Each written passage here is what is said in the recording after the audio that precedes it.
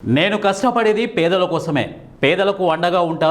ఎన్ని ఆర్థిక విధ్వంసాలు జరిగినా అభివృద్ధి సంక్షేమానికి ఆటంకం లేకుండా ఏపీని అభివృద్ధి పట్టాలెక్కించాం. ఇక అన్నీ ఆయన బాగానే చేశాడు. మరో వ్యక్తికి ఛాన్స్ ఇద్దామనుకుంటే అంత ఎత్తుకెదిగిన అభివృద్ధి అంతకంటే కిందికి దిగజారిపోతోంది. అందుకే ఏపీ అభివృద్ధి వైకుంఠపాలి కాకూడదు అని ఏపీ సీఎం చంద్రబాబు నాయుడు అన్నారు. డోర్ నియోజకవర్గం కొత్తబుర్జులో సోమవారం పట్టాదారు పాసు పుస్తకాల పంపిణీ కార్యక్రమంలో ఏపీ సీఎం చంద్రబాబు నాయుడు పాల్గొన్నారు. అంతకుముందు సభావేదిక సమీపంలో మైనింగ్, భూగర్భ జలాలు, వాటర్ షెడ్స్, పర్యాటకం, ఉద్యాన, R&B శాఖ స్టాల్స్ను సీఎం పరిశీలించారు. అనంతరం ఆయన ప్రసంగిస్తూ, గత ప్రభుత్వం వల్ల రెవెన్యూ శాఖను అస్తవ్యస్తం చేసేసింది.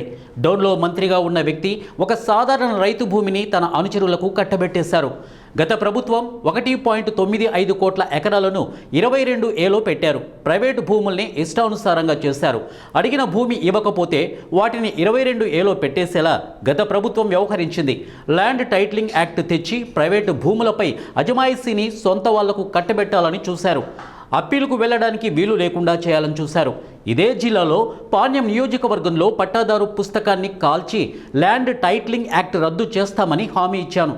అధికారంలోకి రాగానే ల్యాండ్ టైటిలింగ్ యాక్ట్ రద్దు చేశాం. భూ రికార్డుల్లో తప్పులను సరిదిద్దుతున్నాం. వారసత్వంగా వచ్చిన భూములు, సొంత శ్రమతో కొనుగోలు చేసిన భూములకు చెందిన పుస్తకాలపై ఫోటోలు వేసుకున్నారు. ఫోటోల పిచ్చితో జీవితాలతో ఆడుకునే పరిస్థితికి వచ్చారు. సర్వే రాళ్లపైన ఫోటోలు ముద్రించుకున్నారు. 750 కోట్ల ఫోటోలకు ఖర్చు చేశారు. నేను ఎక్కడికెళ్ళినా భూ సమస్యలపై కట్టలు అర్జీలు వచ్చాయి. వాళ్ళు చేసిన ఒక దుర్మార్గాన్ని సరిదిద్దడానికి 20 నెలలు పట్టింది అని సీఎం ఆగ్రహం వ్యక్తం చేశారు. రాష్ట్రాన్ని పునర్నిర్మాణం చేస్తా ఉన్నాం, పూర్వ వైభవం తీసుకొస్తా ఉన్నాం. మేము చెప్పిన మాట మీరు నమ్మి ఆ రోజు మాకు అధికారం ఇచ్చారంటే మామూలు అధికారం కాదు. 194 మందిని గెలిపించారు. ఎవరిని పెడితే వాళ్ళని గెలిపించారు. నంద్యాల జిల్లా పార్లమెంట్ మెంబర్ని, అసెంబ్లీ మెంబర్ని బ్రహ్మాండంగా 7 మందిని గెలిపించారంటే నేను ఎప్పుడూ మర్చిపోలేను. రాయలసీమలో 7 సీట్లు తప్ప అన్ని సీట్లు గెలిపించారు. మీరు ఒకటే గుర్తుపెట్టుకోవాలి, రాజకీయాల్లో ఎప్పుడు కూడా ప్రజాస్వామ్యంలో ప్రజలు ఓట్లేస్తే వాళ్ళు ప్రభుత్వాన్ని ఏర్పాటు చేస్తారు. ప్రభుత్వాన్ని ఏర్పాటు చేసి ప్రజాహితం కోసం పనిచేయాలి. ఈరోజు కొంతమంది మీరు చూశారు, నేను చెప్పాను, ఒక్క వివాదం కాదు, అన్ని వివాదాలే, అన్ని కుంభకోణాలే. మద్యం విషయం మీరు చూశారు, మామూలు విషయం కాదు. 30,000 మంది కల్తీ మద్యం దాగి చనిపోయే పరిస్థితికి వచ్చారు. అందులో డబ్బులు సంపాదించుకునే పరిస్థితికి వచ్చారు. ఒక్కొక్క నెల 100 కోట్ల రూపాయలు అవినీతి చేసే పరిస్థితికి వచ్చారు. ఏమనాలి నాకైతే అర్థం కాదు. అంటే పేదవాడి ఆరోగ్యం కంటే వీళ్ళకు డబ్బులే ముఖ్యం. మీ జీవితాలతో ఆడుకున్నారు, మీ ఆరోగ్యంతో ఆడుకున్నారు, ఇష్టానుసారంగా చేసే పరిస్థితికి వచ్చారు. అదే సమయంలో తిరుపతి లడ్డు కల్తీ చేశారు. నాకు రిపోర్ట్ వస్తే ఆ విషయమే చెప్పాను.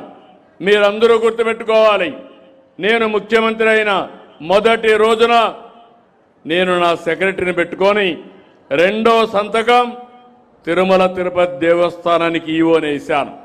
ఎందుకు వేశానంటే ఎక్కడ చూసినా ఆరోపణలు, పవిత్రత దెబ్బతినింది, కలుషితమైన ప్రసాదాలు తయారు చేశారు. అవి చూసిన తర్వాత నేను వెంకటేశ్వర స్వామి భక్తుడిని, మీరు గుర్తుపెట్టుకోవాలి. దానికి కారణం నేను తీవ్రవాదులపైన పోరాడాను, ముఠా నాయకులపైన పోరాడాను, మత విద్వేషాలు రెచ్చగొట్టే వాళ్ళపైన పోరాడాను, రౌడీల్ని ఎక్కడ కూడా రోడ్డు మీదకి రానియకుండా చేశాను. ఇక్కడ ఈ రాష్ట్రమే సమైక్య ఆంధ్రప్రదేశ్ చేశాను. అప్పుడు తీవ్రవాదులు నా మీద కోప్పడి 23 క్లేమోర్ మైన్స్ని అలిపిరిలో నా పైన ప్రయోగించారు. సాక్షాత్ వెంకటేశ్వర స్వామి దిగొచ్చి నాకు ప్రాణభిక్ష పెట్టాడు, కానీ లేకపోతే జరిగేది కాదు. కొన్ని లక్షల మంది తీవ్రవాద సమస్యతో చనిపోయారు, వాళ్ళు చనిపోయారు. 30 ఏళ్లకు మునుపు నేను పోరాడాను. ఈరోజు వాళ్లే సరెండర్ అయిపోయే పరిస్థితికి వచ్చారు. తీవ్రవాద సమస్య పరిష్కారం అయ్యే పరిస్థితి వచ్చింది. రెండో పక్కన రాయలసీమలో ముఠా నాయకులు, అప్పట్లో నేను చూసేవాడిని, ఎన్నికలు వస్తే డబ్బుల కంటే బాంబులు అడిగేవాళ్ళు. ప్రతి ఒక్కరు కూడా ఎమ్మెల్యేగా ఉండేవాళ్ళు. మేము ఎన్నికలు బూతులు కాచుకోవాలంటే మాకు బాంబులు కావాలి, మీరు దానికి డబ్బులు ఇమ్మనో లేకుంటే బాంబుల కోసం అడిగేవాళ్ళు. నేను ఆ రోజు ఆలోచించాను, ప్రజాస్వామ్యంలో ఇలాంటి దౌర్భాగ్యాలేంటి, ఇలాంటి నీతి మాలిన కార్యక్రమాలేంటి. ఆ రోజు ఇంకో పక్క చూశాను, మా ఆడబిడ్డలు కూడా రాయలసీమలో పౌరుషానికి పోయేవాళ్ళు. ఎవరన్నా చంపితే నేను కుంకుమ కూడా తీయను, మళ్ళా అతన్ని చంపిన తర్వాత నేను సాంప్రదాయాల ప్రకారం ఏం చేయాలో అవన్నీ చేస్తామని చెప్పేవాళ్ళు. అది చూసిన తర్వాత నాకు చాలా బాధ కలిగింది. అప్పటికే వెనుకబడిన ప్రాంతం ఇష్టానుసారంగా చేసే పరిస్థితికి వచ్చారు.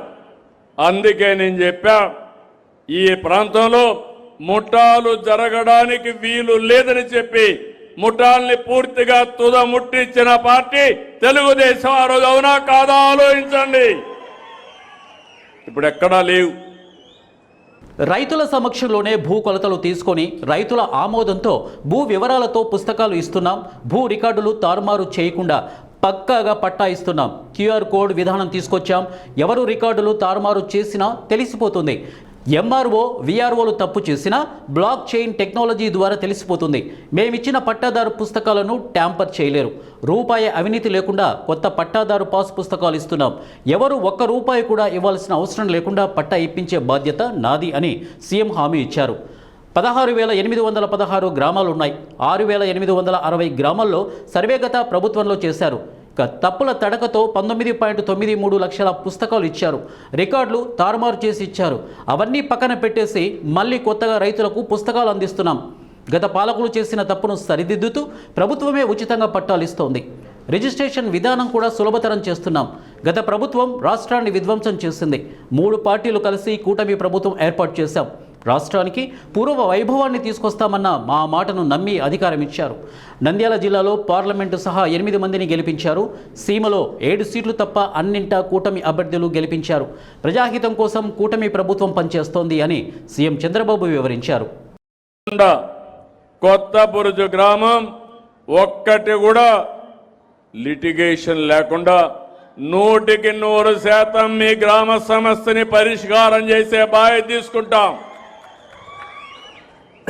ఒక్కసారి రెవెన్యూ సమస్యని పరిష్కారం చేస్తే చాలా సమస్యలు పరిష్కారం అవుతాయి. దీనిపైన మీరు ఒకసారి చూసినప్పుడు ఆర్ఓఆర్ కానీ, ఎఫ్ లైన్ కానీ, రీసర్వే కానీ, అలైన్మెంట్ కానీ ఇవన్నీ కూడా క్లారిటీ వస్తుంది. ఇవన్నీ క్లారిటీ వచ్చిన తర్వాత రిజిస్ట్రేషన్ కూడా సులభతరం చేస్తున్నాం.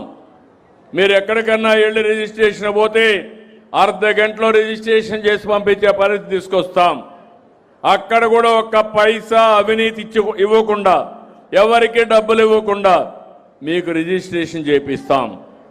నేను ఒకటే ఆలోచిస్తున్నాను, ఈ ప్రభుత్వం సుపరిపాలన మీకు అందించాలని మొన్న ఎన్నికల్లో నేను చూశాను. మీరు ఎంతో అభిమానం చూపించారు. ఆ రోజు మన రాష్ట్రం విధ్వంస పాలయ్యింది.